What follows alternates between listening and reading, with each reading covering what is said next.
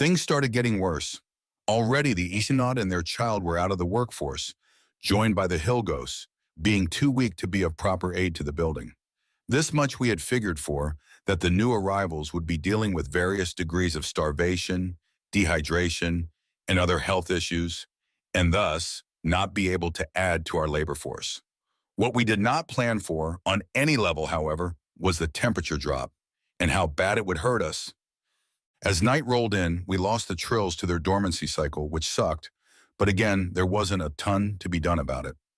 Then, as I was coming back from a routine check-in on the Ainid and Hilgos, as well as to grab my jacket from my shelter, I spotted Azoku and Chethuxel returning from hunting, but something was off.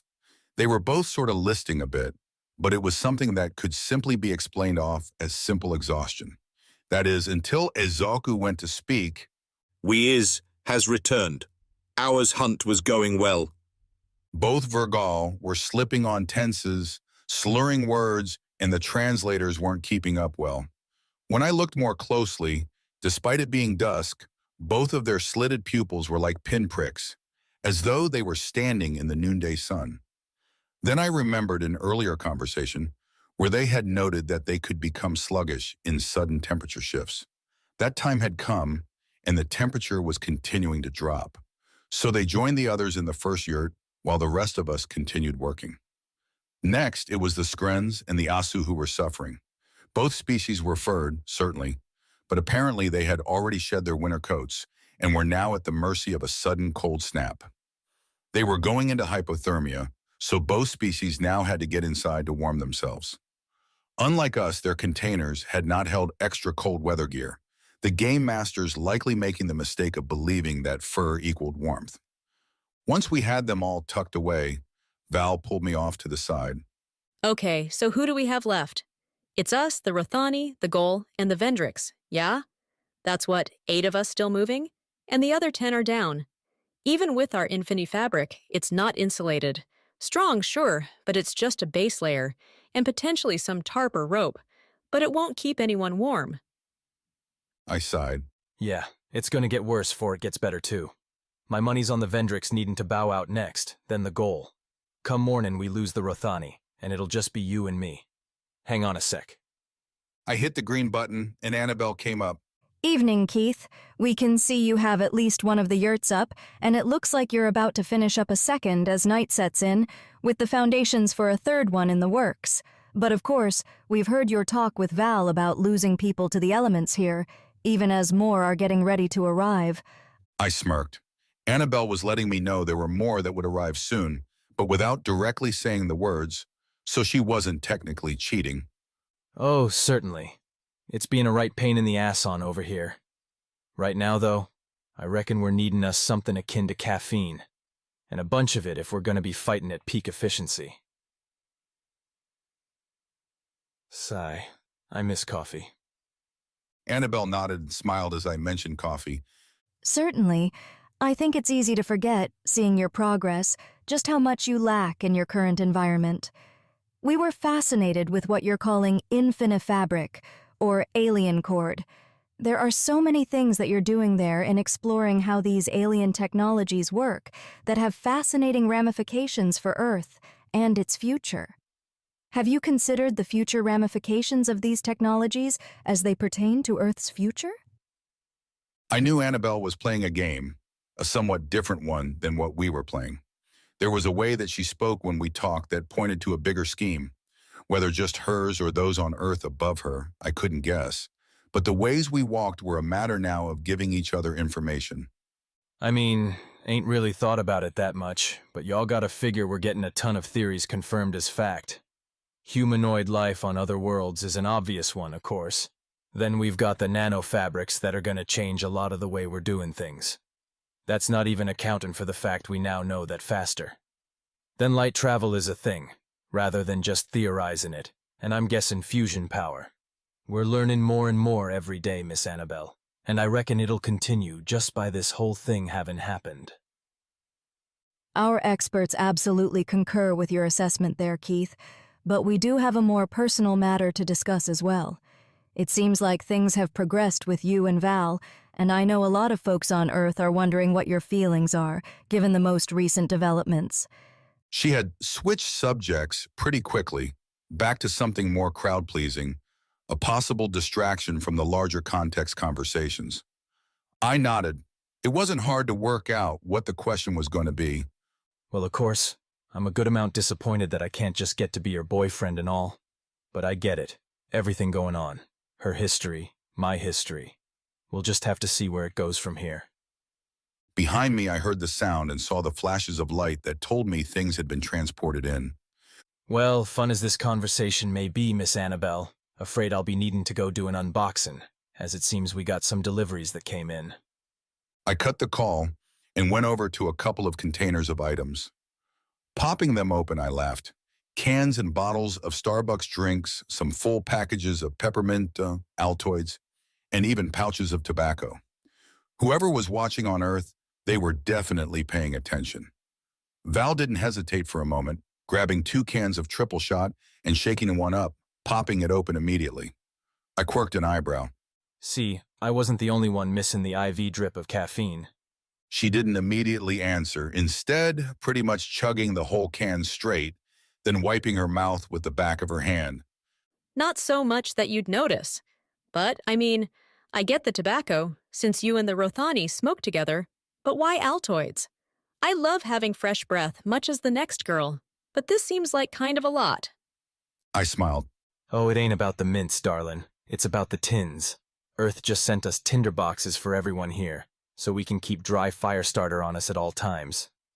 Val smiled, chuckling as she shook her head. You know, at some point, the Kathrall are gonna get tired of our people pulling this shit on them.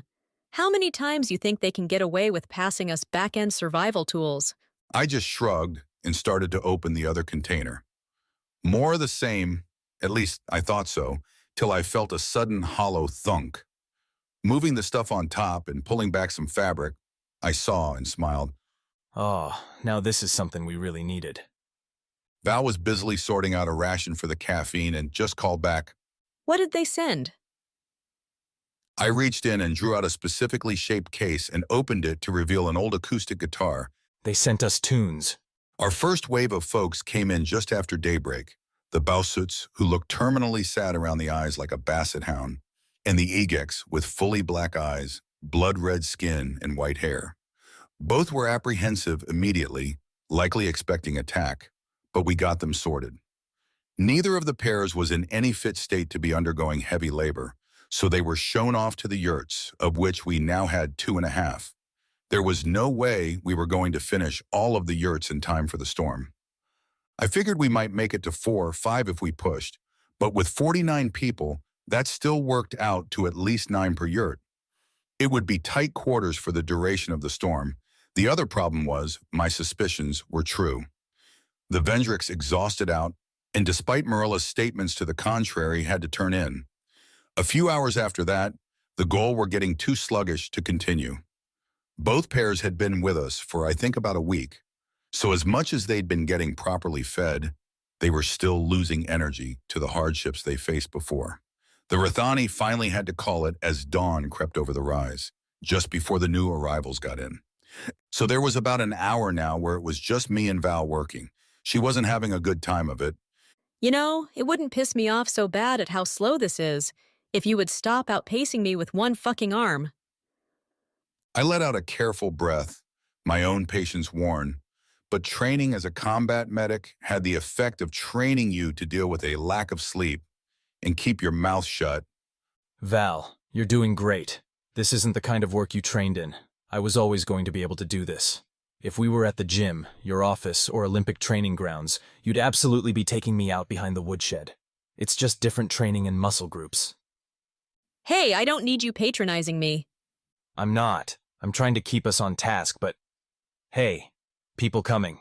Take a break while I handle the newcomers. She didn't give a response, but climbed down off the roof we were working on and headed off in the direction of the campfire. I, meanwhile, welcomed the Bausuits and Egex, making sure to stretch out the time as much as I could to give Val and I a break. They were more than happy with the broth and little bits of jackalope we gave them. At the same time, Marilla and Fionn rejoined us. Well, I see you two are getting along famously. Marilla's had a penchant for stirring the pot, and it was the wrong one to stir. Val started storming toward her, save for me cutting her off, and Fionn stepping in front of Marilla. I caught Val by the arm, who looked like she was ready to make something of it. Now I took exception and let my face settle into the one I'd worn so many times when I served, and I went to a place of eerie calm. You will go check the catch down at the river. Come back, grab a shower. In that order, and then we will get back to work. It's a failure to believe that yelling, screaming, and getting loud in general are threatening to most humans. In point of fact, unless you have some point of major intimidation in your corner, you're really just going to make them angrier. However, if you lend your face the right look and talk in the calmest language possible, you can terrify people without ever raising your voice. Val caught it when I said it and stepped back before turning and heading to the river. Marilla stepped out from behind Fionn. What the hell? I made one little comment. I sighed. Yeah, after she's been working straight for the last 24 hours, after not getting to hear from or see her daughter for weeks. She moved ahead of me as I went to go back to work. Wait, you two were still working? I assumed the fight broke out after you'd already finished. When did you break for the night? I screwed up my face in confusion. We didn't. That was the point of the 24-hour working party. When it got dark, we just lit up some torches to help us see, and kept going. Marilla grabbed my wrist, as she'd seen me do before to check pulse. And you're both fine? I mean, I wouldn't say we're doing great, but we can keep at it. Val just needs a minute. I replied, kind of bobbing my head in consideration.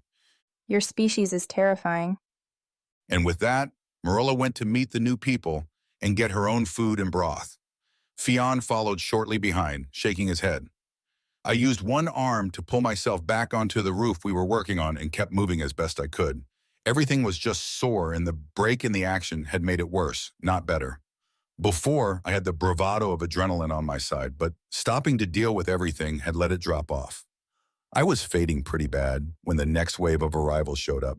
It was just a slog. Every time we got a good rhythm going, another batch of folks showed up. Marilla and Fionn concentrated on doing the camp work, which helped, but it would be almost noon before we got Treg and Hoda back in. The goal usually had some sort of commentary to make, or some bold claim to their own prowess, but they were completely silent, followed every single order as given whether it came from me or Val, and were the most genuinely helpful they had been the entire time they'd been with us. Marilla took Prodigal and moved her work down to the field, letting them handle any further arrivals. It was a small blessing, but I'd take any I could get. Val called for rope, and without consideration, I simply popped off the wall, jogged to the container, and one arm swung back up as best I could, and noticed the goal just staring up at us. Only it wasn't just the goal. Newcomers and old hands alike, folks about the camp, were staring up at us as we worked. We fuck something up, guys? Treg answered. How are you even standing? You have both worked since yesterday morning. Oh, fuck's sake, I ain't got time for this, y'all. Yeah, we've been taking some stimulants we got sent and adrenaline. We're both fine, but we can't really stop, so go hunt down Marilla and get assigned whatever work y'all are up to. I did note there were a lot of dead Starbucks containers laying around. By now, I'd probably consumed somewhere near a gallon of triples myself. We couldn't keep up the pace eternally, either of us, and as soon as we stopped this time, we would be fully out. The Rathani eventually rejoined, going to get more lumber, with Treg and Hoda hauling it up, throwing hard into the work.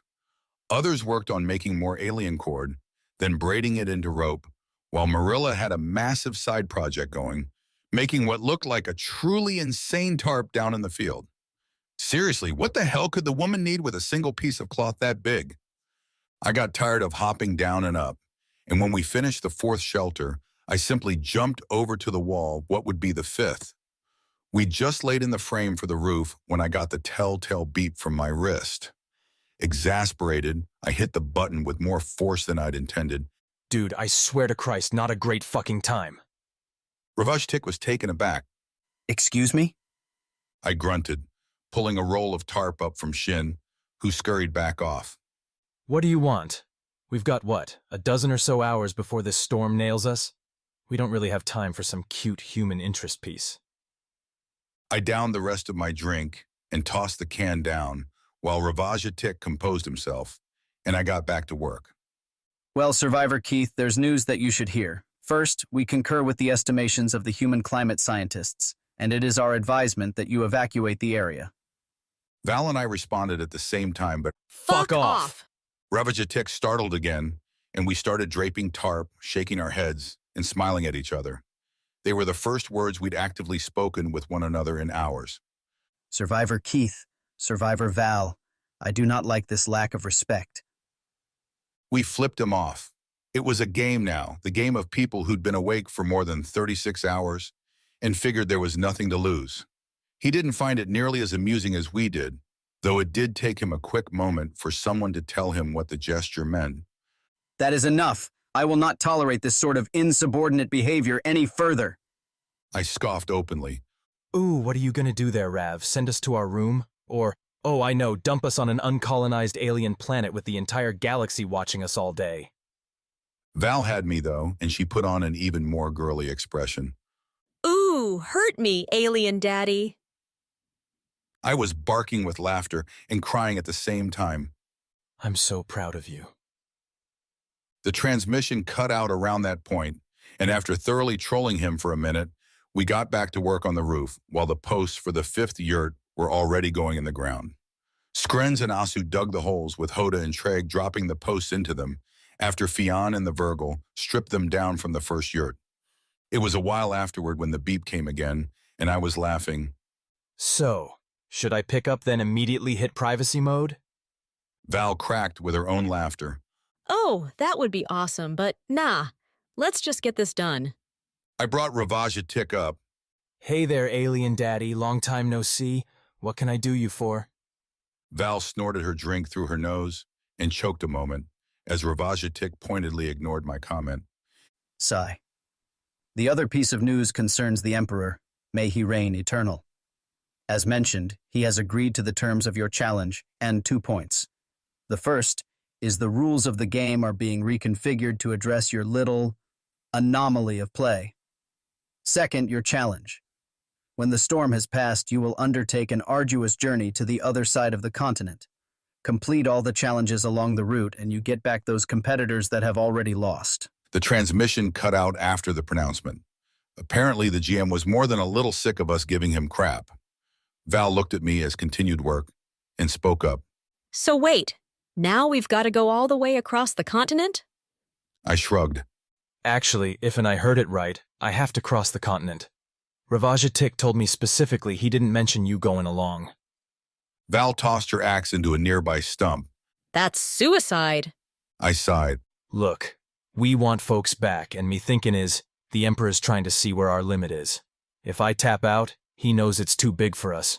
But truth is, we've got folks that do this sort of stuff back home. Past the survival stuff, it's mostly just boring when you get down to it. It's like running a marathon. It's more about having the will to keep going than it is your actual running ability. But fact is, we've thrown 'em off, I reckon. Even with all these species round us, we're still getting the looks. Like right now, with everyone wondering how we're still moving, or my arm healing up.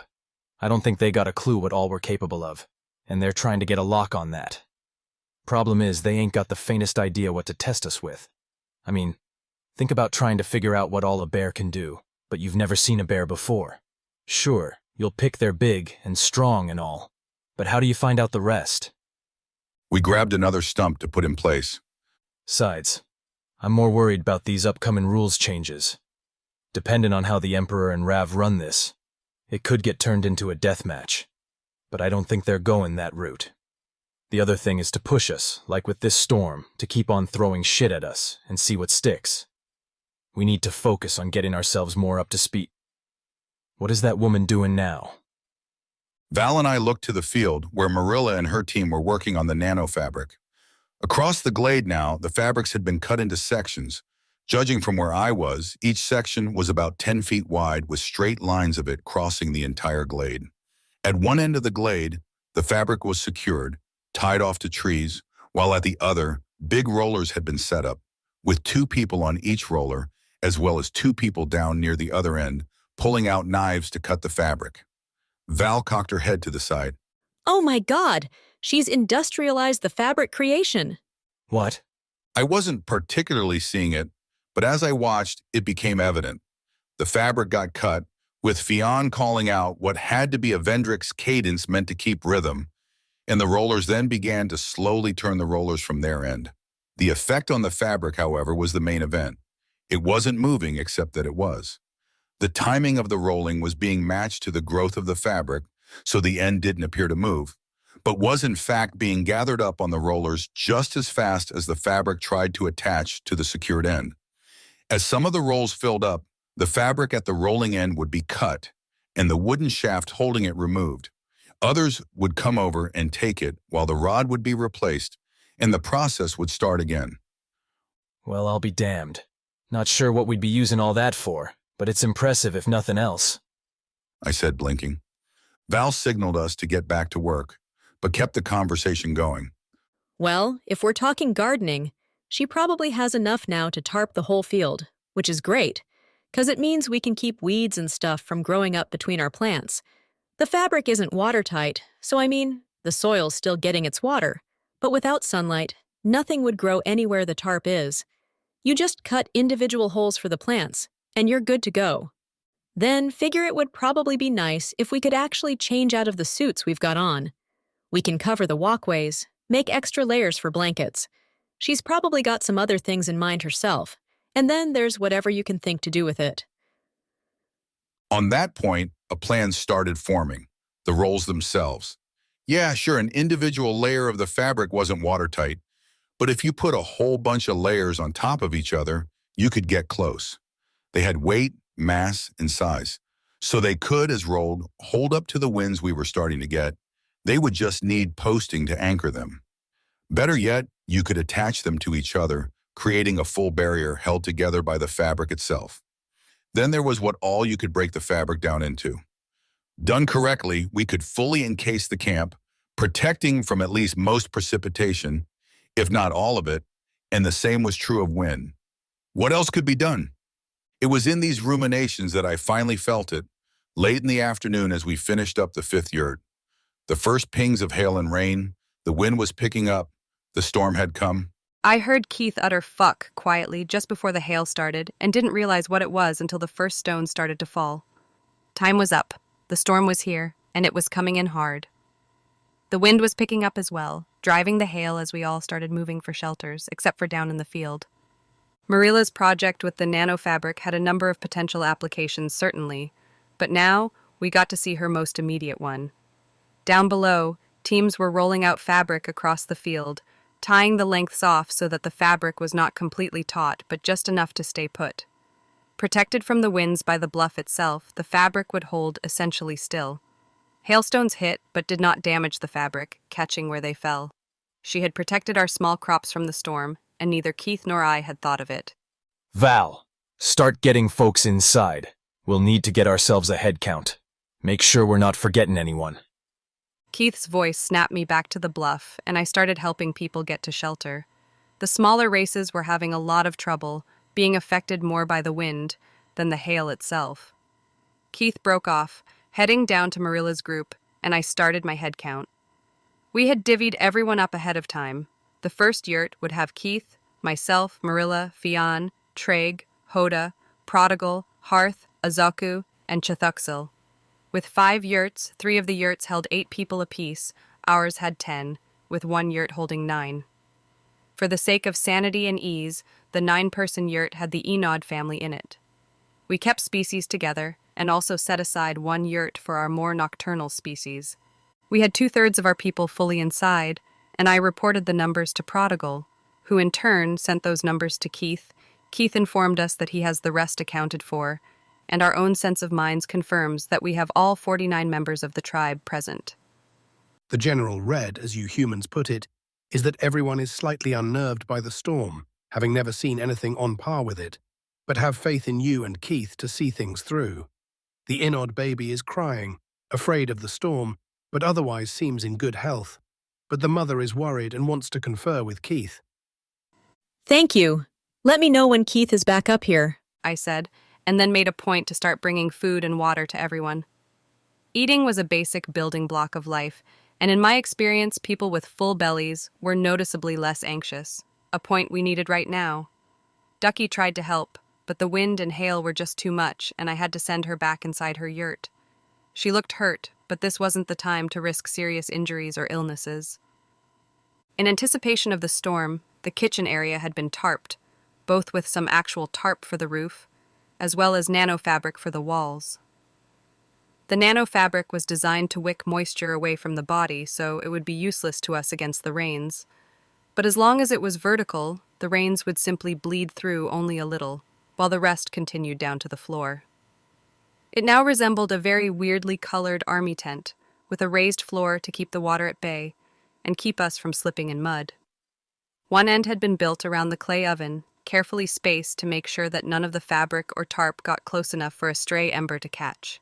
The oven itself had its own clay closure, to fully seal in the heat, both for safety and to be able to maintain higher temperatures in the oven.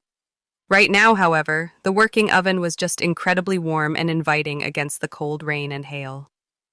I set myself to the task at hand. All right, so what we're working on here is getting everyone fed right away. In emergency situations like this one, food can be incredibly important, not only as physical nourishment, but mental and emotional nourishment as well. Son of a bitch. Keith's got me doing it now too. Fuck it, if it works, it works. Okay now, where was I? Right, feeding people. Now the general idea is to keep it as a small meal, more of a snack, just to help settle people's nerves. In humans, we have a natural instinct to eat during crises for the most part, but we also know that we have to keep it within a certain threshold. We don't want to gorge ourselves and get sick, and we also don't want to overeat and run down our food stores. So what's everyone going to be eating? I pulled the lid off of the big pot we were using for stock and gave it a whiff. Well, that's sort of an interesting question, it seems. We have a variety of people here, with a range of diets. Humans are omnivorous, so we'll eat just about anything. This is also true for a number of others, such as the Rothani, the Asu, and the Skrens. The Trials, Prodigal, and Hearth don't actually eat, just requiring water and sunlight to stay out of dormancy. Hopefully, we'll have enough sun for them while the storm is going. The Vendrix mainly eats fish, mushrooms, and some vegetables, and I'm not sure if that's just cultural inclination or a more specific dietary requirement. The Inod are herbivores, while the Bosuits are carnivores. Though they seem extremely interested in the yams we're growing. I'm pretty sure their preferred diet is a near match for Earth dogs, so we have sort of a variety of stuff here, as best as I can put together with what we have. We have a massive amount of fish stock, for instance, since we had to stock up before the storm. I'll check the smokers on those in a bit, and then whatever we're not using is going in what Keith deemed his backwoods fridge. Aside from that, we have a similar mushroom broth. I broke off and sighed as I taste tested. We desperately need to find a way to make or get salt and butter. I never really thought about it back home, but God, I miss butter. I mean, it's not impossible, come to think of it. I made Amish-style rolled butter with Cassie for a science project. Another sigh. But that assumes having dairy, which is distinctly not a thing as yet. Keith seemed to be musing over a way to rustle up some cattle, but honestly, he's just been pulled in so many different directions, he hasn't had the time to focus on it. I do see him muttering to himself about various things at times. I can see the process in his eyes. It may look like he's making things up as he goes, but it isn't really like that. I'm pretty sure he's just thinking so rapidly that it looks made up, but that southern drawl of his isn't generally considered the most intelligent-sounding accent on Earth, so he's probably used to having it held against him. Oh God, Cassie's gonna sound just like him soon enough. I sort of paused as I kept going on about Keith, and realized I was actually smiling talking about him. And for the first time, bringing up Cassie hadn't felt like I was never going to see her again. And then there was the last thought itself. Cassie would start sounding like him. For a moment, I just sat with the thought. I had simply started assuming a life with him, that he would be enough of a part of hers that she would pick up his mannerisms. When had that happened? When did he go from a question to a status quo? Certainly he was good-looking, and I liked so many things about him, but liking someone is so much different than seeing them as a permanent part of your life. I'd done so well at keeping my guard up, or I thought I had. As if summoned by the thought, the flap of the tent moved, and Keith stepped inside, kicking the mud off of his boots and pulling his waterproof off to hang it by the flap. Hey, y'all need help in here? I shook my head as he pulled up next to me, and without thought, I put my head on his shoulder. Nah, Hoda's gonna be helping me. And Marilla seems to have some sort of thing she wants to talk to me about. Everyone's inside and food's about ready. So you should probably check on the rain catchers and get some rest. He squeezed around my waist and kissed me on the top of my head. As you wish. And then, donning his waterproof, he went back out. I swear to God, I know he's doing a reference bit, but I just don't know where it's from, and it's driving me nuts, and always with that smile on his face when he does it. I went back to prepping food until Hoda came in, not even bothering with a waterproof. Is the food ready yet? Almost. There's a lot here, but it'll be a few minutes. Hoda nodded and took a seat out of the way, striking up a small pipe in the corner, in a chair that was a combination of wood and nano fabric. I chuckled a bit. There was an entire little coterie of pipe smokers who had been building since we'd started coming together. It had started with Ragnar, Greltha, and Keith, and had steadily increased. Hoda shifted a piece of the fabric for the wall and blew the smoke out. Have you decided to be a wife to Keith yet? I slightly choked on some of the fish stock I was testing. I'm sorry, what? She sat forward, amber eyes intent as always, looking at mine directly. You have mated with him previously, that much is known, but you seem hesitant to choose being his wife. Alien cultures. Sigh. It doesn't generally work that way, at least not where I'm from. How does it work on your world? Hoda shrugged and sat forward after sending more smoke out the side of the tent. You see a male that you want to care for, you take him, and you become his wife. A popular male will have several wives. Traeg has 4 wives. He is quite popular, but I refuse to be 5th in anyone's order. I have not taken a husband as yet, but Keith is a good one from what I have seen of him. He is strong and brave, but clever, and I like the manner in which he dotes on Ducatha. It speaks well to how he will be as a father. He does not attempt to make himself look stronger, look tougher than he is. You should make your choice soon, to be his first and secure your place in the order before you return to your world. The statement shocked me on multiple levels, the largest of which was that it was the longest string of speech I'd heard from Hoda in the time we'd known her.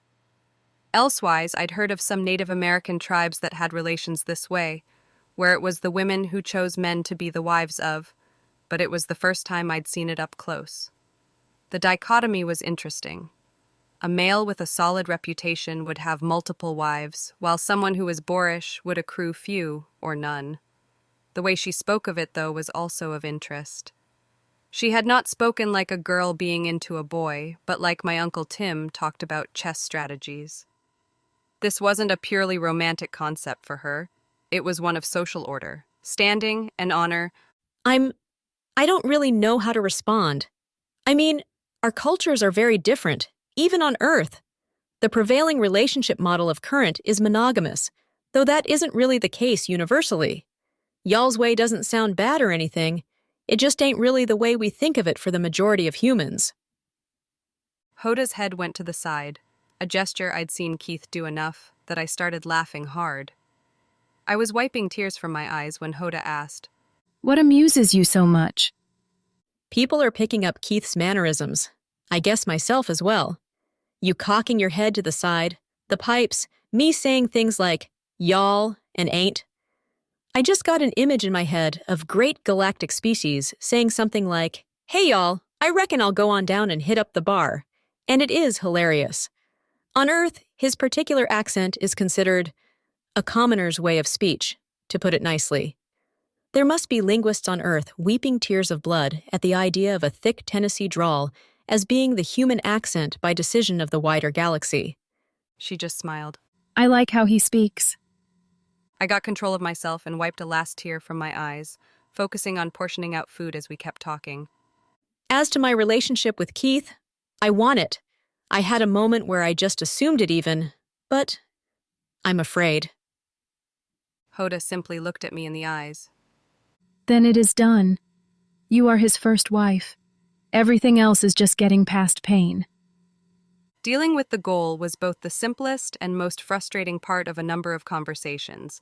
They were blunt to the point of insult as the norm, and rarely cared for complications or nuance to things. I breathed. That's not precisely true. Keith was married before to Kendra. She's beautiful, and they had a daughter, Heather. He lost them a few years ago. Hoda started gathering up the first load of food. It changes nothing. She was the first, but she is looking on now, seeing his life. He is not one to live his life alone, so you will ascend to the position of first wife. She didn't wait for a response, taking up the food and departing. I was just stuck there for a bit, unable to speak or think. I was about 90% certain that Hoda was angling to become Keith's second wife, but she hadn't stated it outright. Was it a politeness on her end? Val, I have a project for us.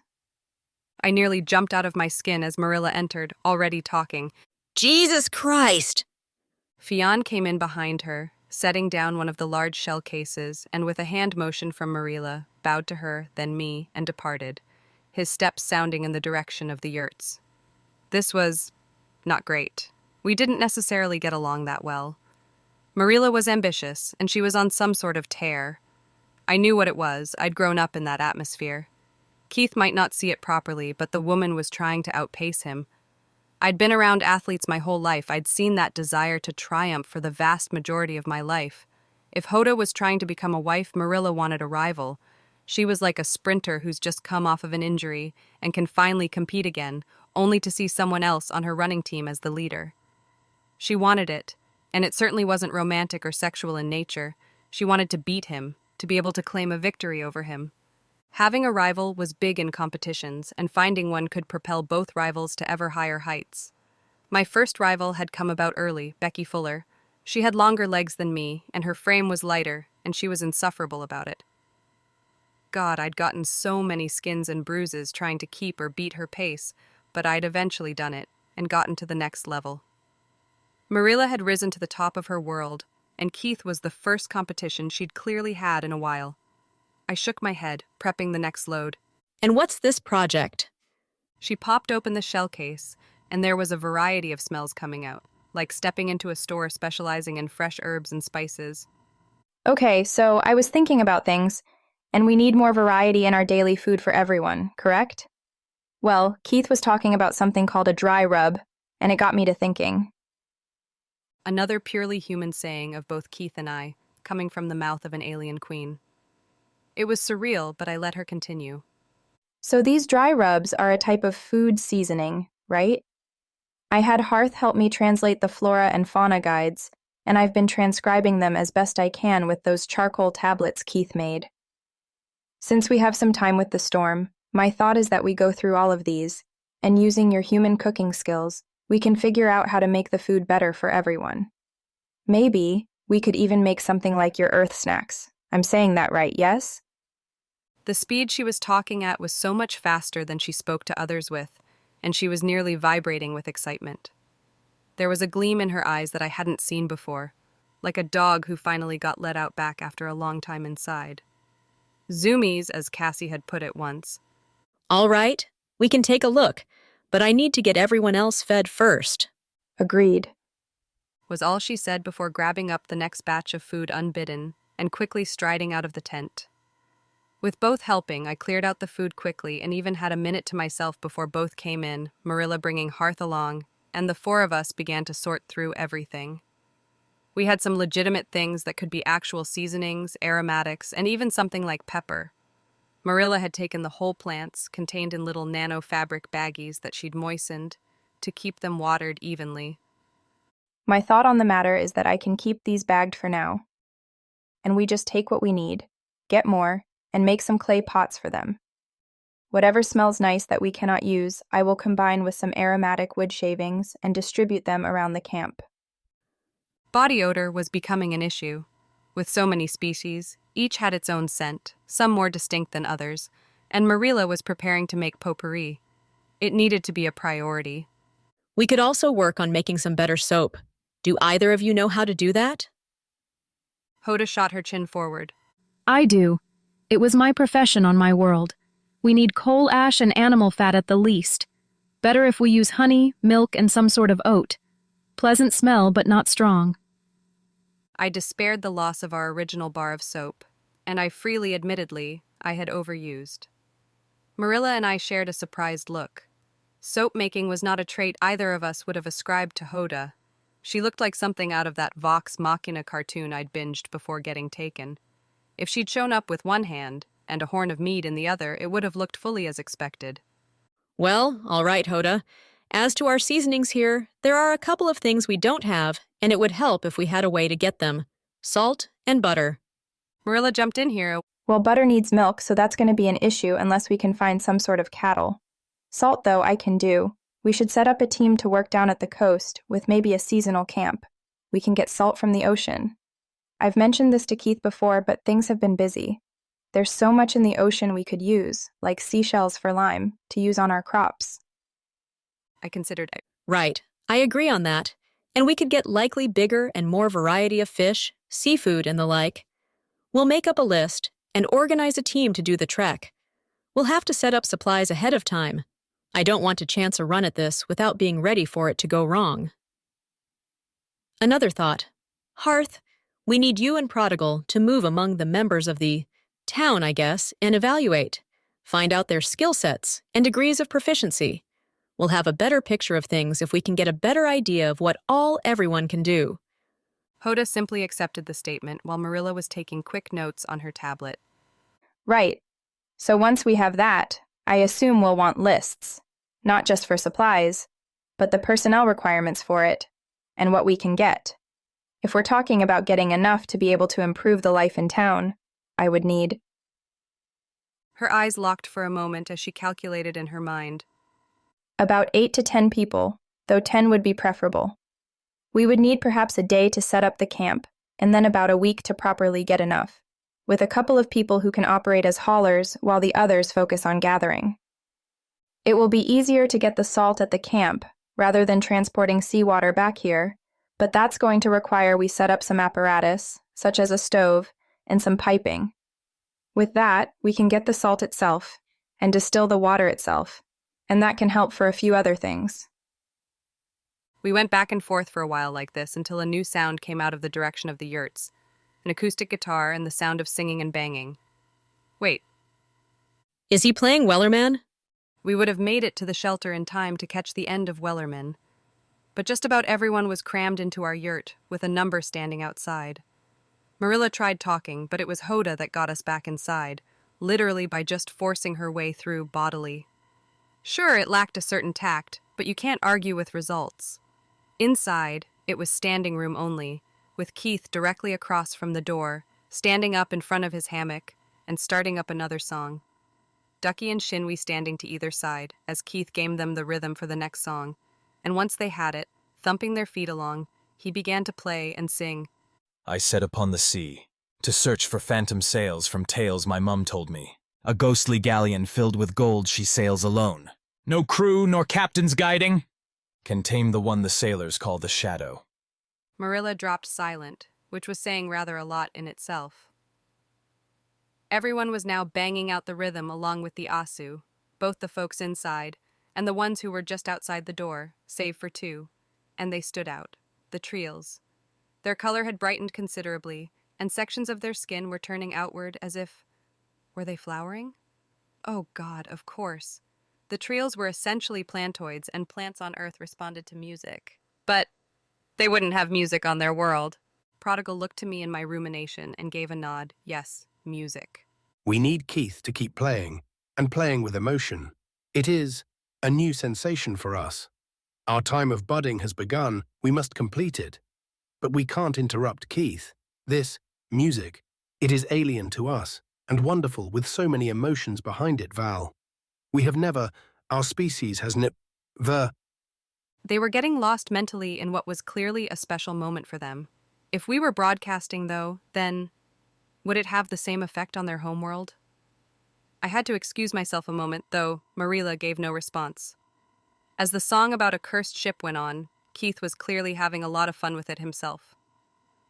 The wear and tear of the last few weeks seemed to be sloughing off as he played, and I mouthed for him to keep playing as he locked eyes with me, and I pointed to the trills. He took note quickly and just sort of nodded as part of a flourish in the song. For most of the species, the music seemed to be something that they could simply just enjoy, but exceptions were there. Hoda came up next to me. He never mentioned he was a skald. She was near yelling, but with the press and noise, there wasn't another viable option. I shrugged. What's a scald? Hoda blinked, taken a bit aback. I thought you were the one who went to that... whatever. I did go to university, but I was on an athletic scholarship. I don't remember that in my lessons. Hoda considered, nodded, and put an arm around my waist to pull me in. Skalds sing the tales of old.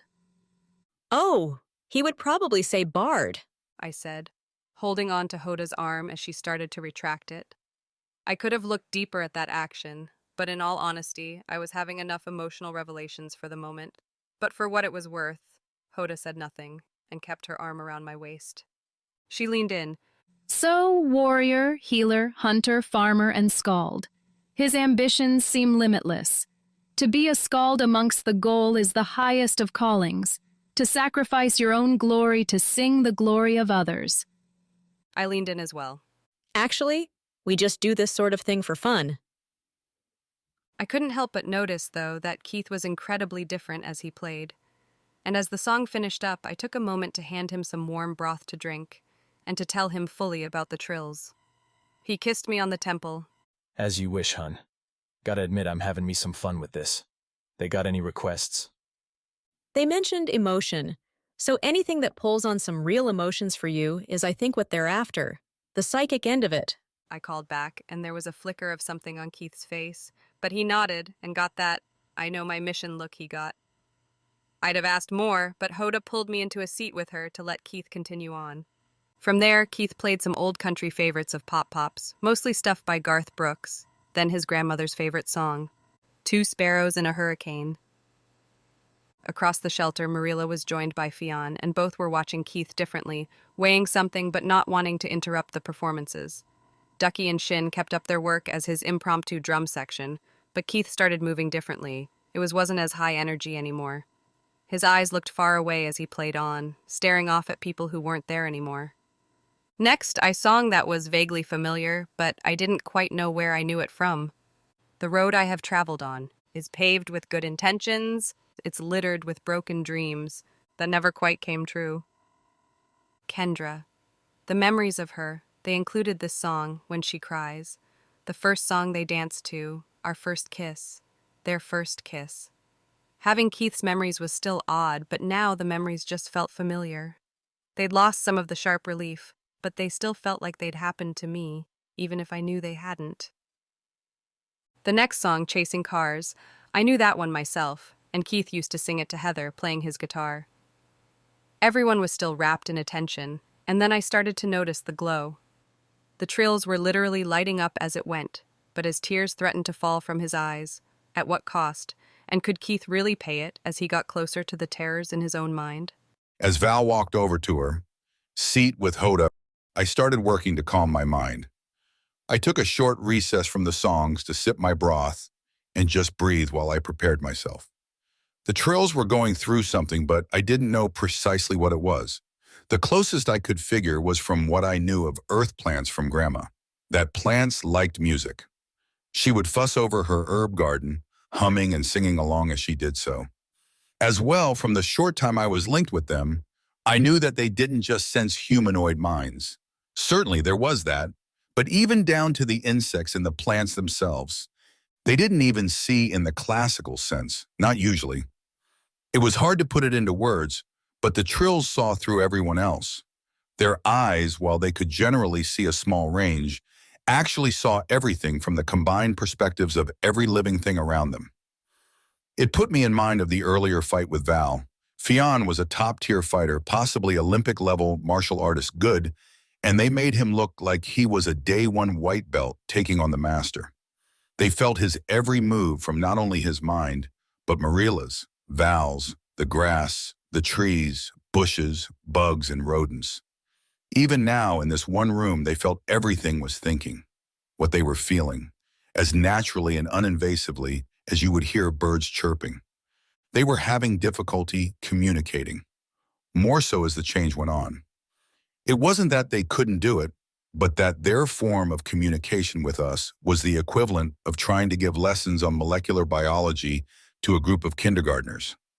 Every word they communicated was a concerted effort, though it was getting easier with me and Val, our minds adapting to their presence. I could even hear the individual voice distinctions between Prodigal and Hearth. They needed this to raise the emotional energy, and it didn't much matter what emotion it was, just that it was genuine, that it touched everyone and drew that energy out. As an EMT, I couldn't help but feel like I was working through my second labor on this world, though admittedly, this one was cleaner and came with a pretty light show. The problem was the emotion in me. In order to get the most of the emotion, it would require me to lean into feelings I'd been working against for some time, and I couldn't do it alone. To do this, I needed everyone to get those emotions, to get the hell that was living inside of me, and really feel it. With the trills, it could be done, but it would mean we would all be linked. We would all be in my head, a space I knew to be deeply hazardous. Prodigal and Hearth sent affirmation, but it was the impression of it, not words as they had used them previously. They wanted to help and felt like this might help my own mind as well. Steadying myself, I punched the green button. Game Master, can I have a word with you? Ravage-a-Tick came on, and his countenance was quizzical. He didn't trust whatever was going on, but he was willing to talk. Survivor Keith, I see we're in better spirits than our last discussion. I did wince a bit. Yeah, I'm sorry about that run. Me and Val were on way too much caffeine and 36 hours without sleep. Tends to make our people a bit on the irritable side, if you understand my meaning. He breathed in and out slowly one time. It is a small miracle that you did not get yourselves eliminated on such scant rest for so very long. I much imagine you must be at your limits. I cocked my head to the side. Not sure to how to break it to you, Rav, but I've stayed up over 80 hours straight before. I mean, don't precisely recommend it, but sometimes ain't much choice in the matter in my line of work. The response was immediate. 80 hours. That does not seem relevantly possible. How can any species maintain full consciousness for that long? What would even possess you to stay awake for that long, let alone succeed at it? I chuckled a bit and shook my head. Oh man, what's really gonna bake your noodle is I ain't even close to Earth's world record on that count. I could see his entire concept of how reality works, breaking in all of his eyes before he spoke again. Are you telling me that humans of Earth compete to see who can stay awake the longest without dying, and that records of this competition are maintained on Earth? I could hear Val laughing across the room now. She was nearly crying, and much fun as this conversation, I needed to move past it. Ask Miss Annabelle to send y'all a copy of the Guinness Book of World Records sometime. That ain't anywhere near the most asinine thing we compete over, or the most dangerous. For further fun, look up the running of the bulls in Pamplona, Spain. But, afraid there ain't much time to keep going down that particular route. I'm in need of a favor, if and you don't mind. Ravage-a-Tick recovered himself, two of his hands smoothing I guess you'd call it a suit, and coming back to the matter at hand. And what is this favor?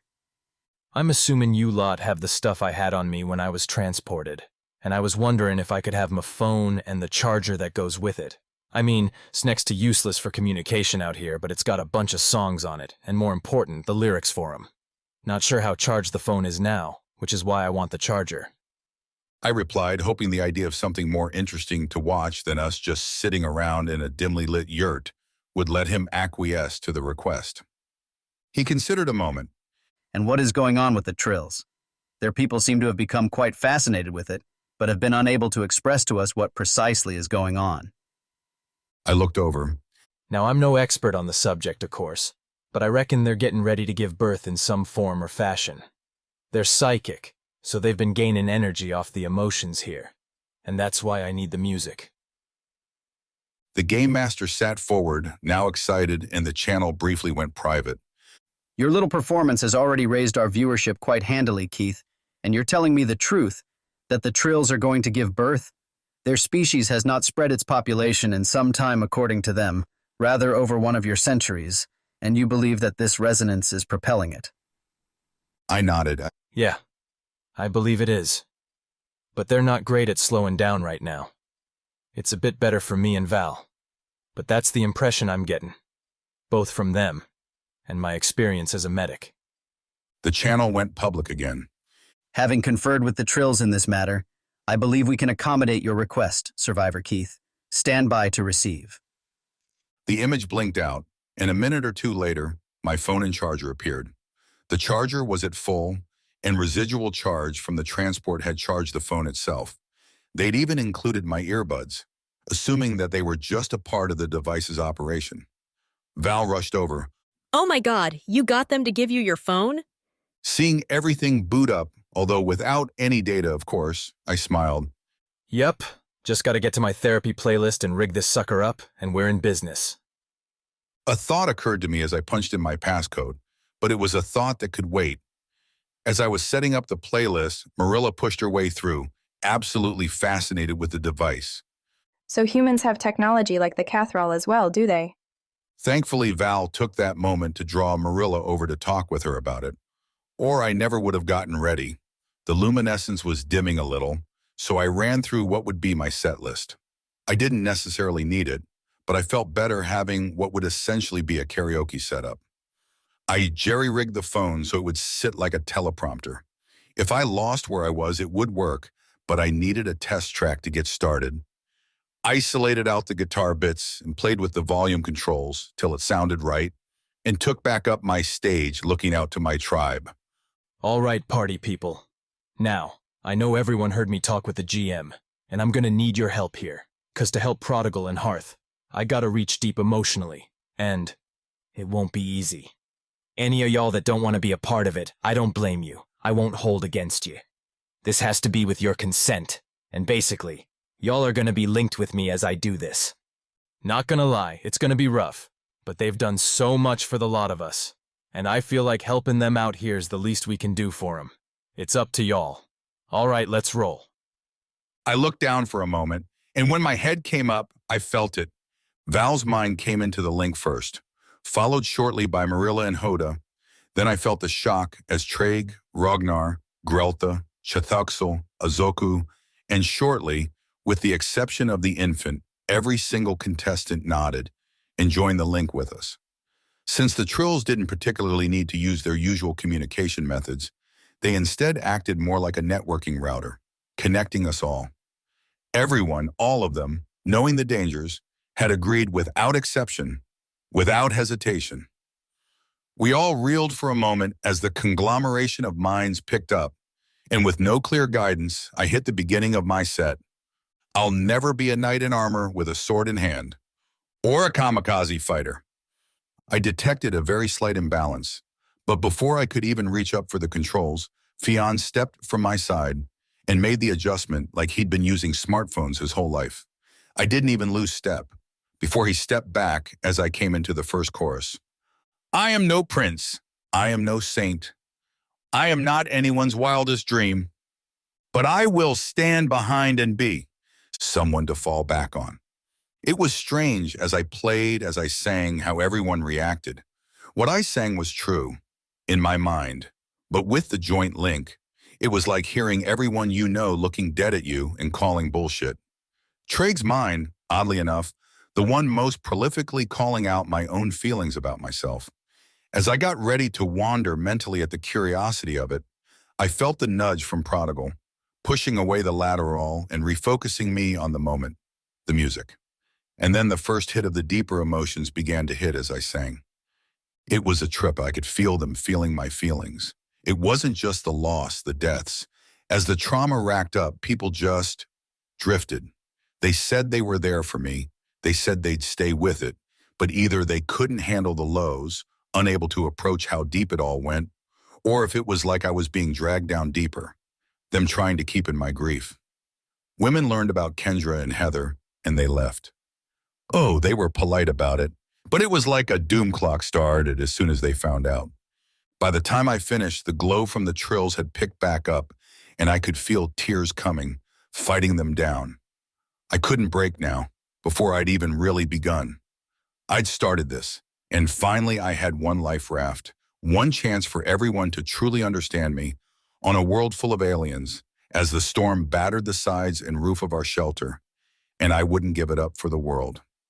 I will protect them all. Emperor be good, I'm tired. With Keith giving his performance, I have at least some time before I have to get back to announcing duties. Sometime in my office on my couch will do wonders for. Game Master Ravajatik, may I have a few moments of your time? It's urgent. Of course it's urgent. I swiped a hand slowly over my face and turned. Of course, researcher Ka-El Rim. We can speak in my office. Kalrim bowed in accord, and we proceeded to my office. She was the senior researcher for the humans, and she looked like she'd been publicly flogged for a week, a sentiment I shared. These games had gone on longer than any previous, as befit the increased number of species, and it showed no signs of ending anytime soon. Kalrim, in charge of the human species, had been given the worst of the assignments, as the humans kept changing tracks between cooperating and rebelling against the games, the rules, just everything. She had a datapad with her, setting up some sort of presentation on her lower hands, while she observed the formalities of invitation with her upper hands. Whatever this was about, it was not likely to take the promised moments. We entered my office on the ship, and I took a seat at my desk, motioning her to a seat across from me. Now, researcher Kalrim, what may I help you with? She bowed again and brought up a screen from her datapad that hung in the air behind for me to be able to see. As you know, Game Master, following standard protocols, I have been in observation of both the humans in the game and the humans of Earth since before the games began. I am realizing now that we have made vast miscalculations of humans. I felt a bit of annoyance, but kept my Game Master's face on, as was my duty. A point that I am becoming steadily more aware of, researcher Kalrim. Keith and survivor Val have been quite trying. She took a moment to take a breath and stepped. Yes, but I do not refer directly to Survivor Keith and Survivor Valerie, but humans as a whole. We have been, to put it more directly, wildly off on all speculations of their species. Her slight emphasis caught me. When had he become Keith and not Survivor Keith? Val, not Valerie? It was not a small thing in Kathrall society. To refer to one another so intimately as to shorten their names or to drop titles was simply not done outside of immediate family and lifelong friends, and even then, only in privacy, not in public.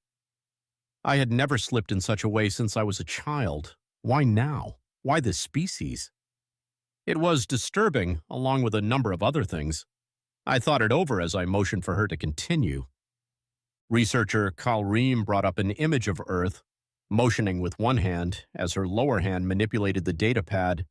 The humans were the last species that we took for the games, and having been given the demographics we were looking for, the orders from the Games Council laid out that we were looking for species that could survive the games, that were native to similar biomes and climates. When we searched Earth, we found this region, which the humans called the Pacific Northwest. What we did not look into was the biomes and climates of the rest of Earth, simply assuming that the humans of Earth were centered here, in what we knew to be the best area for living and growing species able to survive on the chosen world.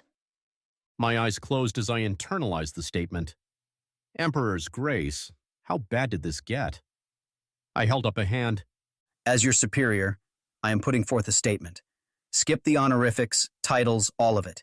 Get to the heart of this, because I believe this is information I, and the Emperor, need to have with immediacy.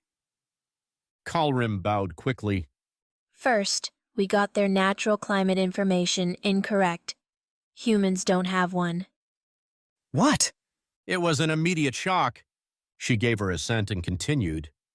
With remarkably little effort given the circumstances, humans can survive in nearly any climate on their planet, and almost all observed biomes do exist on Earth. An example, this is what they call the Sahara Desert, and humans live here. This section, covered in snow and ice, is known as Russia, and humans live there in great numbers. Here, humans live on volcanic islands, some with active volcanic activity occurring even as we speak. This has to do with their unique biology, which, to put it delicately, is unlike any species we have ever encountered. In warmer climates, their bodies have a cooling system, sweating out excess moisture that their body collects to cool them off.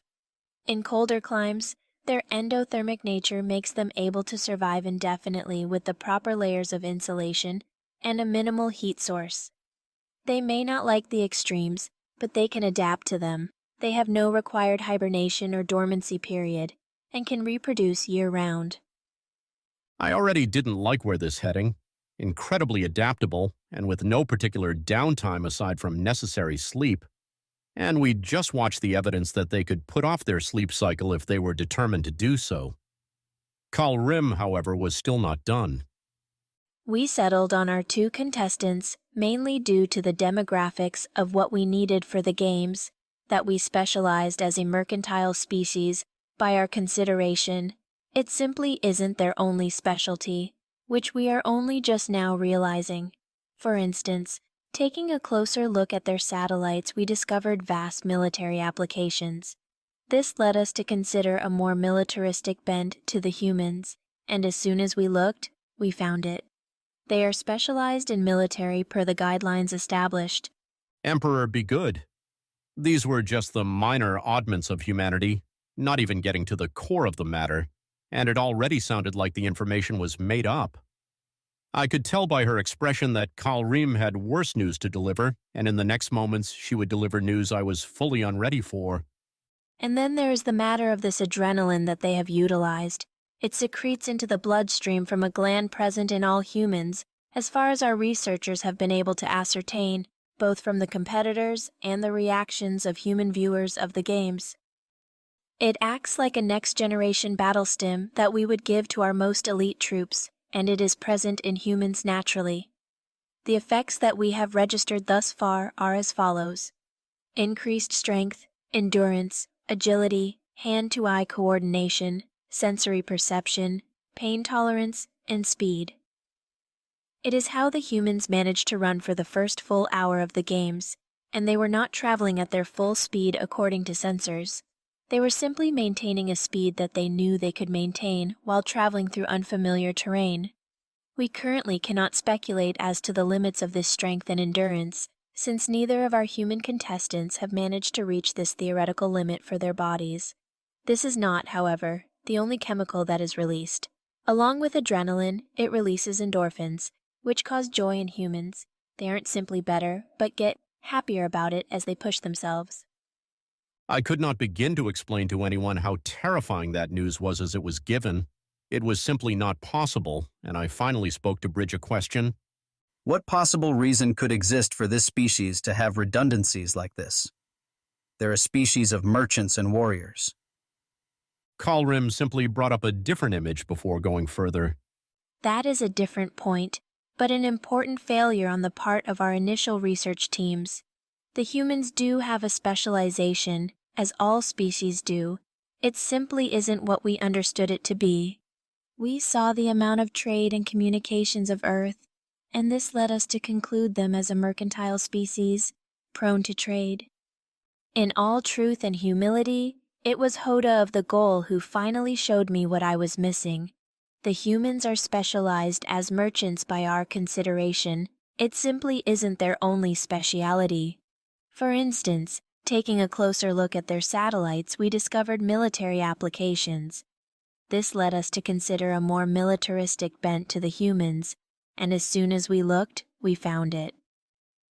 I considered. In all likelihood, this wasn't so bad.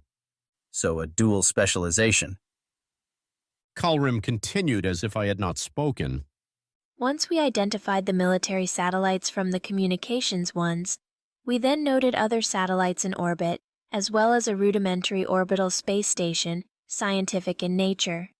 This led us to a plethora of independent scientific sites, laboratories, observatories, marine research institutions, as well as studies in geology, climate mapping that might even exceed our own capabilities, which in turn turned us onto historical institutes, places that study advanced physics, and a host of higher education facilities.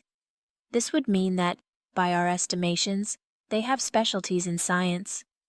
I almost responded, but sat back instead. No species had shown evidence of triple specialization, not even us.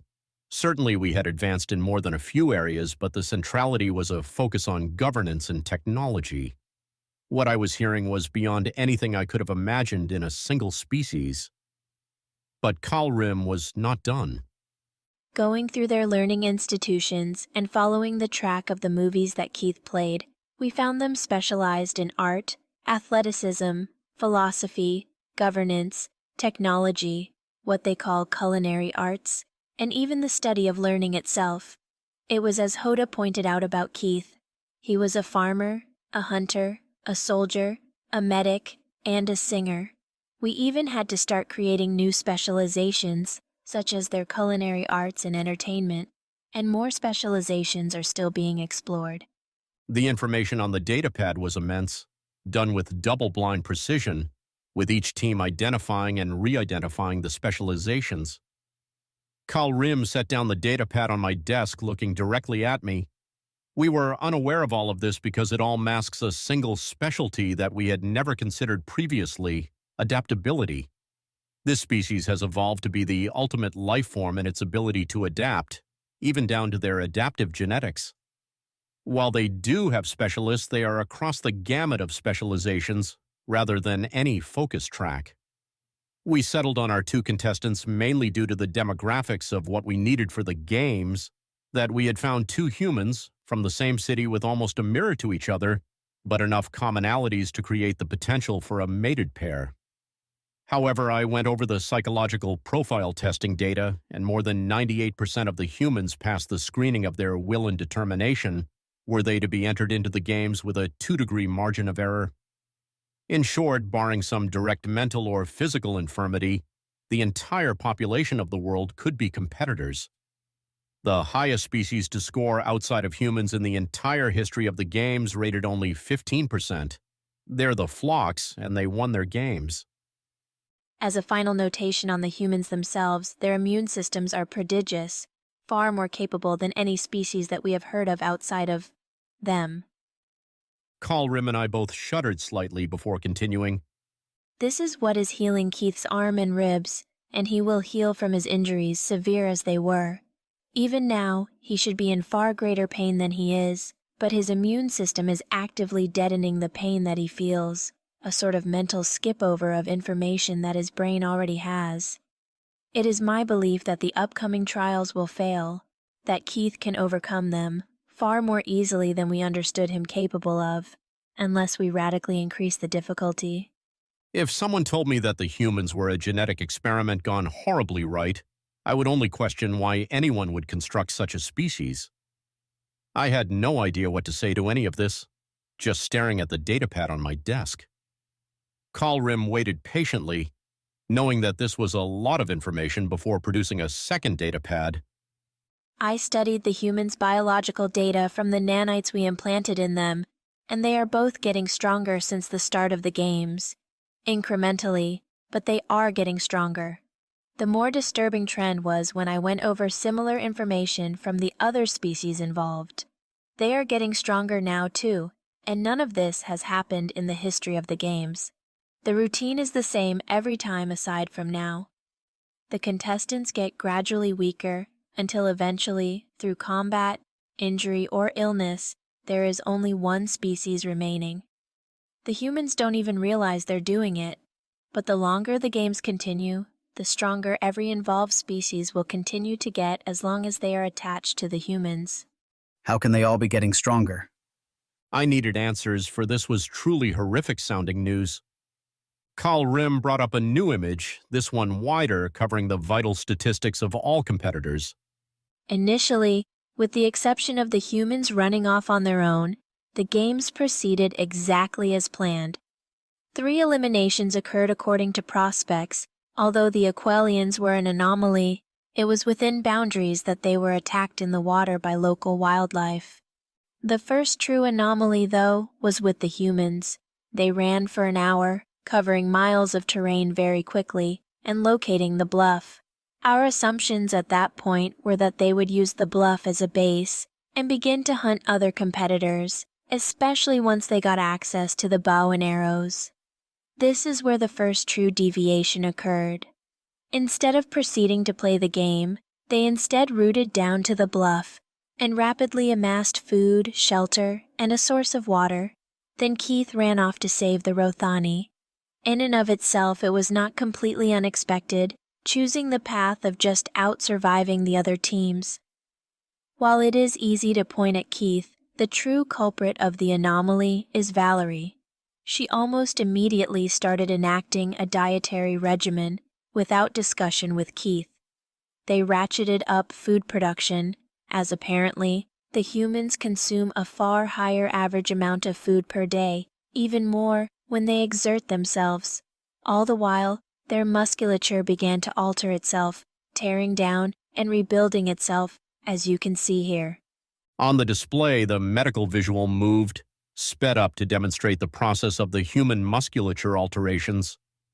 It was almost like the humans were continuously breaking their own bodies, only for their insane regenerative factor to heal it back, and the new growth was stronger than what had been broken. Are we certain that the medical nanites have not malfunctioned and activated within humans? The repair rates seem similar. She tilted her head. We are certain they have not. In fact, the nanites within the humans are operating on the lowest power of all contestants. When we injected them, the immune system of the humans began fighting the nanites until the protocols adapted to their physiology. Had they not been able to, the nanites would have been wiped out by the immune system. Since that point, the nanites have been interfaced with the immune system, but it's a tenuous balance. The human capacity for self-healing is really rather extraordinary. We tested their regenerative factor with active nanites while we had them under sedation, and the regenerative factors of both humans increased exponentially. That is not present here. I was shaking. Keith had been struck hard enough to eject him 10 feet through the air, contacting a thick tree at force and caused severe injuries that would have crippled any other species I had met. He had gotten up from it almost immediately, reset his shoulder, and murdered the creature that caused him the injuries. Certainly he had passed out, but according to the nanites, it was the sudden loss of the adrenaline chemical and not any of his particular injuries. But the fear put a thought into my mind. Is there any chance that this is simply a mutation present in Keith and Val? Kalrim again tilted her head. None.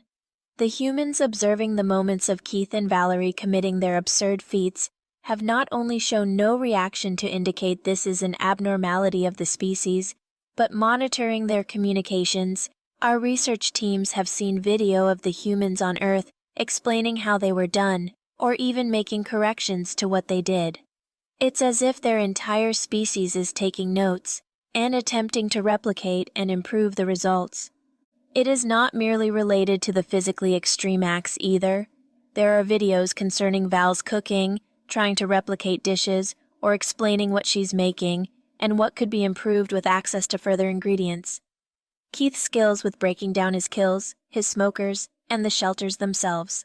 Uncle Keith's survival hour even has what the humans call reaction videos to them, expanding on the principles that he's discussing, and discussions on his post-traumatic stress disorder. There are live streams of the games playing across the planet, with people doing live commentaries of things both as they happen, and extracted clips of particular moments, both those who are knowledgeable in these areas, and those who are not. The entire species is going over every possible facet of what Keith and Val do in the games. They're even extrapolating the capacities of the other species, making comparisons to mythologies of Earth, both old and new. It pains me to say this, but some of their observations are ahead of our own, and those observations are not solely limited to the scientific communities. For instance, a number of humans have begun to engage in a thing they call shipping, a sort of exercise in guessing relationships, especially where Keith is concerned. They're all very excited, and while they were observing, were able to call Hoda's attraction to Keith before we got near to figuring it out ourselves. They have disagreements about his relationship with Marilla, some saying that there is attraction there, others claiming that it's more of a rivalry, and yet others saying it's a bit of both. They like Fionn for her, though this is a small minority. They're extrapolating every potential theory in real time, just to see if they can guess what comes next. Some of them are incredibly accurate, such as the predictions of the storm itself, which they worked out the true wind speeds of based solely on the video we showed of the storm from orbit, a video only 5 of their minutes in length. I closed my eyes and laid my hand over my mouth and jaw as I breathed to calm my hearts. What have our ambassadors had to say of the humans? She produced another datapad from her case.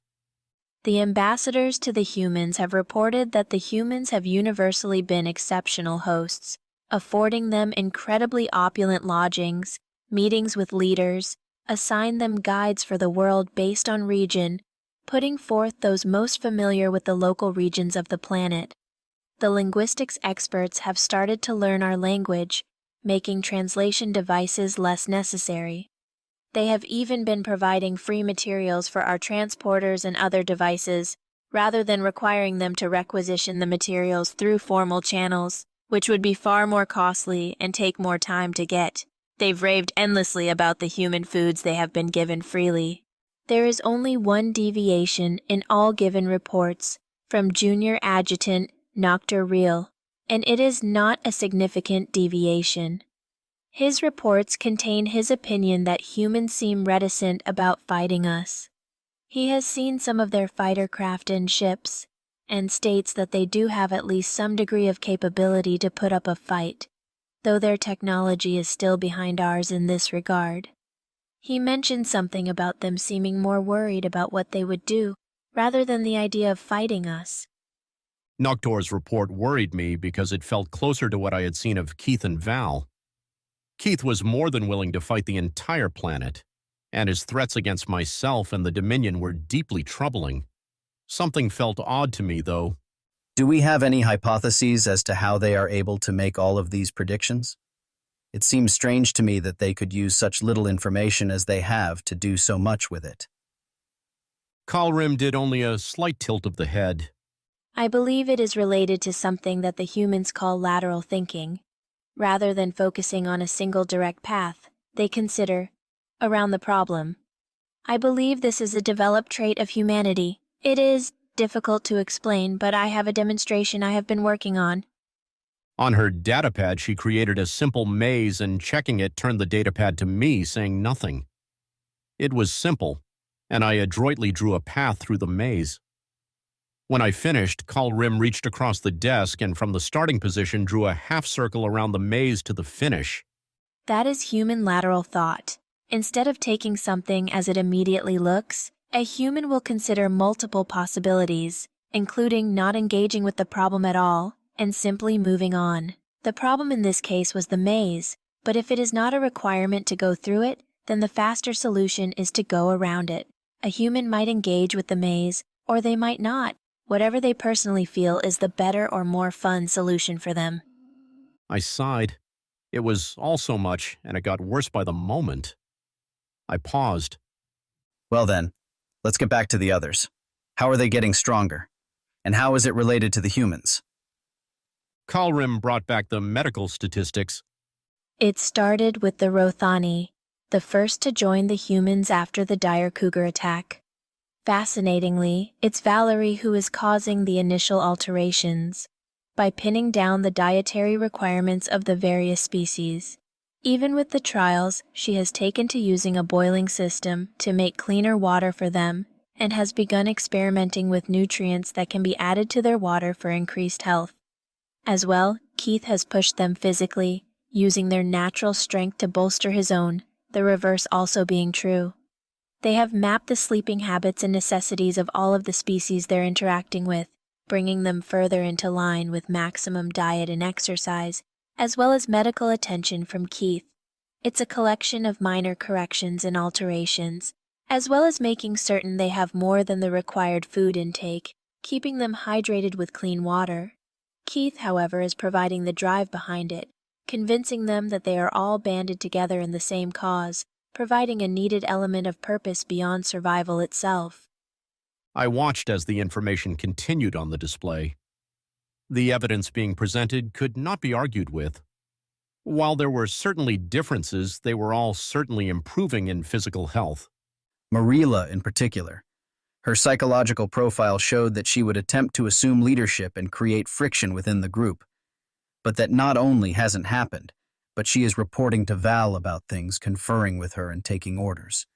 This is completely against the findings of our researchers. What happened? She considered quietly a moment.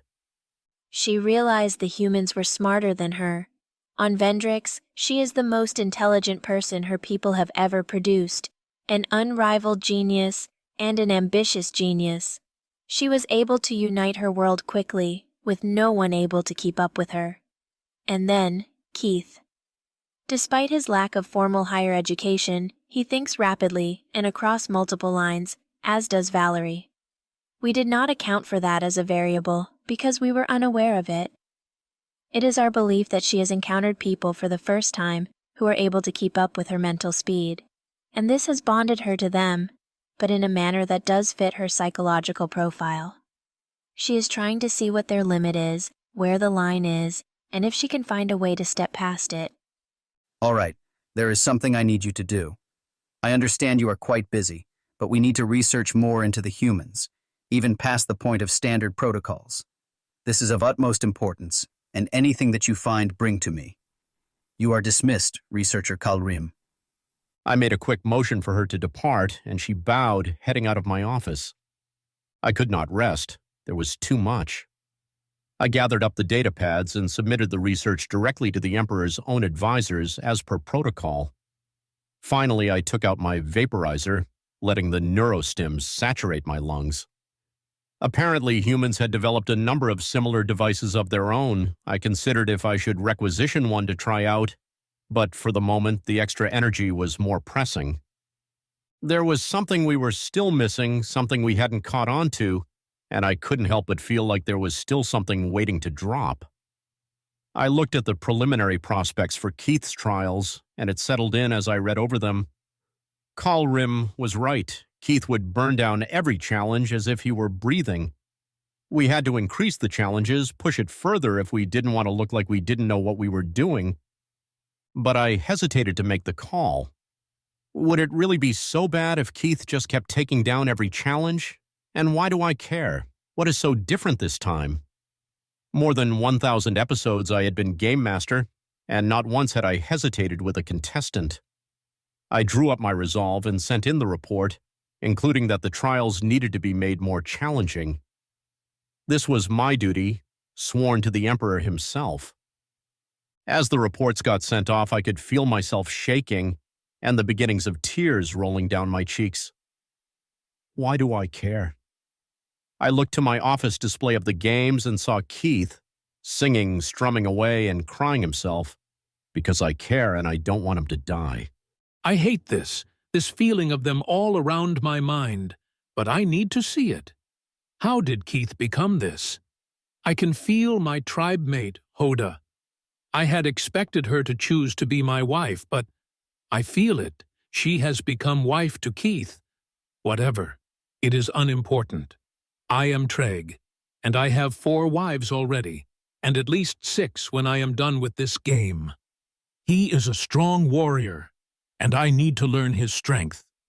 I feel all the other weaklings, though. Bah! Weak! But they provide in their own ways to make up for it. Keith's song begins again, and I feel things shift around me, and I see my first view of this earth. For such a warrior, I expected a stronghold, but it is anything but. The sun is bright on this house, and I see farms back behind it, lines of trees to protect from the wind between fields, and a warm breeze flows outward. And then I see him, a child, pedaling furiously on some contraption, a bag clutched in his hand, his knuckles paling from how hard he holds it. A tithe for his father, something to instill pride, though the memory does not remember what is inside. I follow the boy as he comes off of the contraption, letting it fall away as he sprints into the house, and suddenly a sharp, loud bang fires off. Something is wrong. The sound is incredibly loud. The force of it I can feel even from here. But no birds stir, no rodents scurry, and I follow the boy, and something feels wrong about what I am seeing. What I am hearing, like something screams already, but is muffled, and I can smell the blood already. The boy proceeds up the stairs, still sprinting with his tithe in hand, and the door to his father's chambers open, and the scent does not change. The whole scene is frozen in that moment. No birds chirping. Something is wrong, this still image. Something, this scene is not real, and I feel the press of minds. Val calling out for me to halt, but I will not have things hidden from me. And I step forward, and I feel it tear. The whole world ripping apart around me. The scene is changed. The sound. It was not made outside the house. The boy did not enter after. He entered as his father took his own life, and I felt the minds shift, and the words of Keith's song pierce the vision. You can't kill me if I'm already dead, buried alive by the things that they've said I killed myself, but no one knows. I felt a hand, but not in the shelter, the yurt that we occupied. Azoku. I watched as he stepped into the room with a screaming child crying out for his father to wake up, and Azoku knelt beside him. Oh, child, no one should have seen this. This is not your fault. He laid his hand on him, and the scene faded. Amongst the others, I could feel the trills. They were gaining power from this somehow, but there was no time to think. Scenes whipped by, the boy at the funeral, comforting his grandparents. And something was wrong, but not the scene. The adults.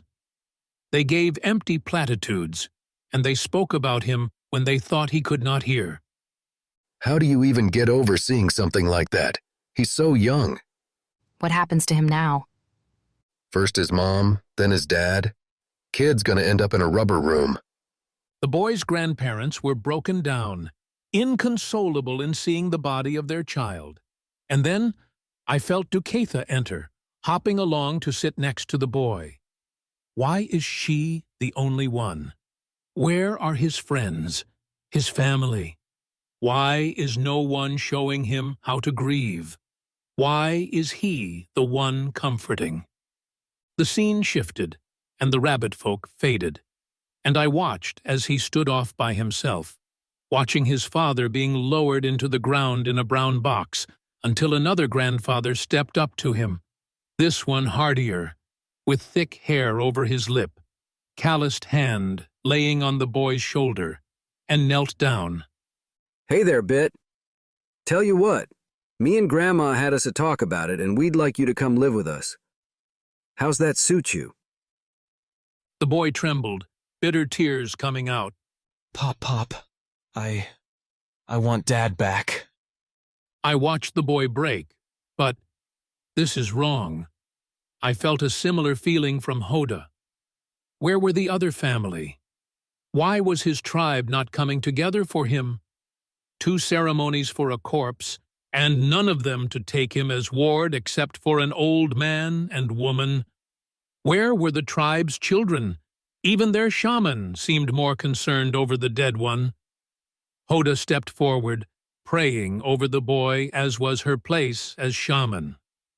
The scene fell away, and more scenes came past.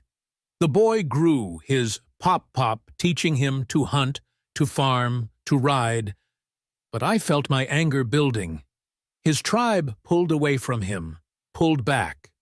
They said the right words, expressed sorrow at the loss, but they all held back from him, like they might somehow catch his grief, like a disease. It kept going, increasing as his grandparents died, one after the other. And steadily I watched as members of our new tribe stepped forward to be with him in those moments. The rage welled up within me, growing by the moment. Again and again, I bellowed out, breaking the connection, and shoved aside those in my way as I stalked from the building, hearing the words of Keith from his stage. As these judging eyes surround me, and silence tearing me apart, Only seeing to the surface, they refuse to see my heart. I stalked across to one of the empty shelters, taking shelter from the storm raging around, and I screamed. I paced, and I felt the insane rage within my chest. I needed to fight. I needed to let this out before it could stain my spirit. I ripped the hatchet from my belt and put everything into hacking into one of the logs that were used for seating. I swung again and again, putting every bit of my anger into the act, when I heard the door bang open. Val. She stepped inside. Are you okay, Treg? I threw the hatchet into what was left of the log. Fuck your entire species. She stepped back as I stepped forward, shocked. Look, I get it. They abandoned him. She shook her head in that negative way the humans used. No, they... I slammed a fist into a pillar. Don't lie to me. I saw it with my own eyes. His whole tribe left him to rot, save for one old man and woman who were too old to be caring for a young boy. Where were his friends? Where was his shaman to heal his spirit? Where was anyone for him? Val teared up and stayed mute. My world may be savages, but we never would have left a child like that. I pushed past, exiting the shelter to go back. And I won't abandon him now. I stood on the stage, helping Keith to continue with directions for operating the smartphone. I have been the guard to Her Majesty, Queen Marilla, for as long as I've known her, and I can feel her mind in here as well. Before these games began, the thought that there was someone more ambitious than her never entered my mind until I met Keith. When we joined his tribe, I contacted our council to see what he had said, but instead of simply telling, the council had shown me the video of Keith's proclamation. Bruised, battered, and bleeding, he should have been on the ground, but he was not. He stood, defiant to his core, as he called out for everyone to band together and threatened the Game Master, a man he had no way to reach, as he claimed that he would protect us all. As I watched the memories flood through his childhood, I cannot help but think that there are only a rare few of my people who would be able to get up from such repeated loss. And now, we come into territory I am far more familiar with. He stands in a room, a barracks, at attention with scores of other men, all dressed identically to him, their hair even cut to be the same. This life, a soldier's life, I am intimately familiar with. The one who will train them enters loudly, yelling, and throws a metal bin down the center of the room, and as it bounces, it looks as though it will bounce and strike one of the other recruits. When Keith breaks attention, taking one step forward, catching it, and setting it upright to his side. The one known as Drill Sergeant crosses the room in driven strides to stand toe-to-toe with Keith. Who told you to step out of formation, Private? Keith was unfazed. No one, Drill Sergeant. Then why were you out of formation, Private? Every word was being screamed, and I saw as other recruits flinched, unused to the force of the commands. Because the trash can would have struck Alcott, Drill Sergeant. Keith came back unfazed. The drill sergeant stepped back for a moment, reassessing the recruit in front of him, his voice dropping from the screaming. And what is your name, recruit? Keith maintained eye contact while staying at attention. Specialist Morehouse, Drill Sergeant. Specialist Morehouse, drop and give me 20 push-ups for being out of formation.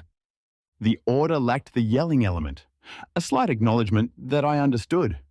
Keith had disobeyed the order, true, but had done it for the sake of his fellow soldier, a trait to be admired. Keith called out his recognition of the order and did his exercises.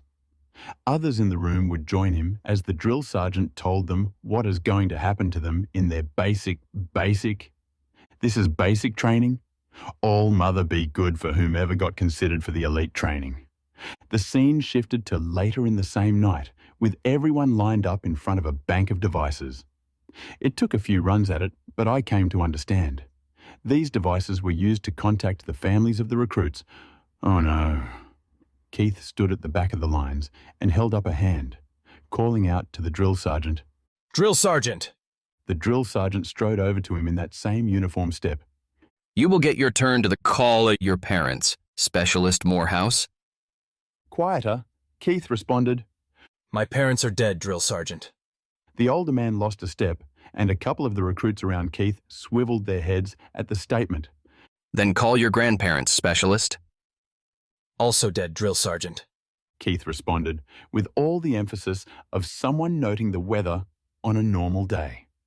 The drill sergeant said nothing for a moment, then made a motion with his hand. "Specialist, you may return to the barracks." His voice had lost that edge that he had prior as he gave the order. It had taken the energy out of him, and Keith simply gave his affirmation of the order and headed off in the direction of the barracks. The scene shifted again to Keith sitting alone in his barracks at the foot of his bed, breaking out the tools to polish his boots, just concentrating on the activity, and I felt the tears well up in my own eyes. He was alone in the world, all of his worldly possessions contained in a single footlocker. It wasn't fair. I saw it in Keith's eyes, the determination to push past it, and they were not the eyes of a simple recruit.